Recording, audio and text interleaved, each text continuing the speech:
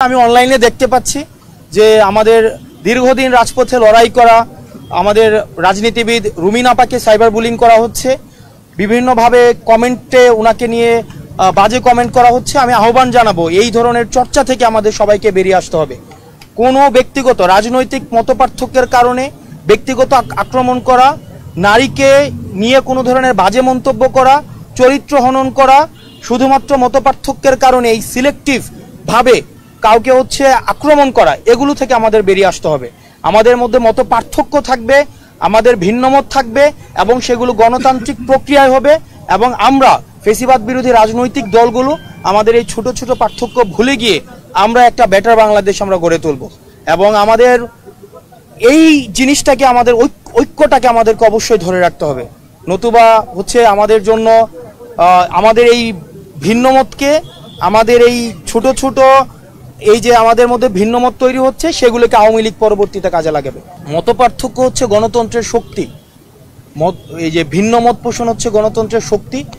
অন্যদিকে আমাদের পরশ্রীকাতরতা বা আমরা যেটিকে বলি কুৎসা, ব্যক্তিগত কুৎসা, তারপরে ভিন্নমত দমন, ব্যক্তিগত চরিত্র হনন, এই বিষয়গুলো গণতন্ত্রের জন্য এগুলো শত্রু। আমরা চাই 5 আগস্টের পূর্বে যে ক্রিয়াশীল রাজনৈতিক দলগুলো রাস্তায় নেমে এসে ফেসিবাদের বিরুদ্ধে ঐক্যবদ্ধভাবে লড়াই করেছে, সেই রাজনৈতিক দলগুলো ঐক্যবদ্ধ থাকতে হবে পরবর্তী বাংলাদেশ যদি বিনির্মাণ করতে চায়। এবং 5 আগস্ট পরবর্তী সময়ে আমাদের যেই ফেসিবাদ বিরোধী রাজনৈতিক দলগুলোর মধ্যে যে ঐক্যের যে ফাটল ধরেছে সেটি থেকে আসলে উপকৃত কারা হচ্ছে, কারা সেগুলোতে খুশি হচ্ছে। দেখেন, আওয়ামী লীগ ছাড়া কিন্তু সেটি থেকে কেউ বেনিফিটেড হচ্ছে না। সেজন্য আমরা এই ফেসিবাদ বিরোধী যে রাজনৈতিক দলগুলো আমরা যারা আছি, আমাদের এই ছোট ছোট মতপার্থক্যের ঊর্ধ্বে উঠে আমাদের যেই ভিন্নমত পোষণের চর্চাটাকে আমাদেরকে উৎসাহ দিতে হবে। এবং আমি বাংলাদেশের সবগুলো ক্রিয়াশীল রাজনৈতিক দলকে আহ্বান জানাবো বাংলাদেশের প্রশ্নে আমরা যেন ঐক্যবদ্ধ থাকি এবং আওয়ামী লীগকে যেন আমাদের এই বিভাজনকে আমাদের সুযোগ কাজে লাগাতে যেন আমরা কখনোই তাদেরকে স্পেস না দেই। না, আপনি নির্বাচনে আমরা অংশ নিব বা নিব না এইসব বিষয়ে কোনো কথা তো আমরা বলি নাই। আমরা বলেছি আমাদেরকে একটা বিষয় স্পষ্ট করছি, নির্বাচনের সময় নিয়ে একটা দ্বিধাদ্বন্দ্বর সৃষ্টি হয়েছে যে এনসিপিকে এভাবে ফ্রেম করা হয় যে আমরা নির্বাচন পিছাতে চাই। দেখেন, নির্বাচনের সময়টা আমাদের কাছে মুখ্য না। সেটা ফেব্রুয়ারিতে হতে পারে, সেটা প্রয়োজনে ডিসেম্বরে হতে পারে, সেটা প্রয়োজনে আরও এগিয়ে নিয়ে হতে পারে, আগামীকালও প্রয়োজনে হতে পারে, কোনো সমস্যা নেই।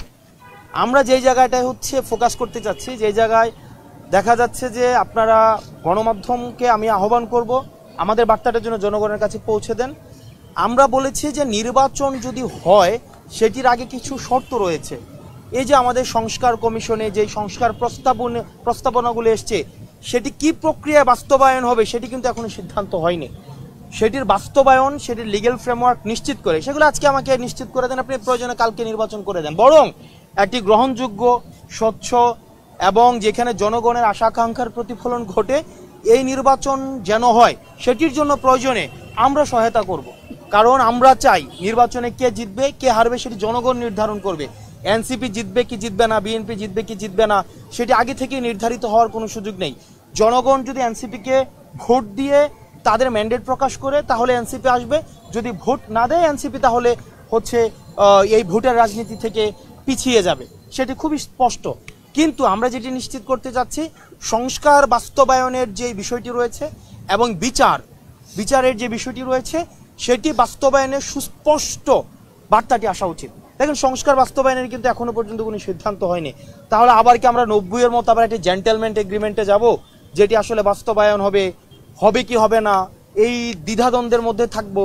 আবার 90-এর মতো, 71-এর মতো আবার ব্যর্থতায় পর্যবসিত হওয়া রাস্তার দিকে আমরা ধাবিত হব? সেই অনিশ্চয়তার মধ্যে আসলে জাতি থাকতে চায় না।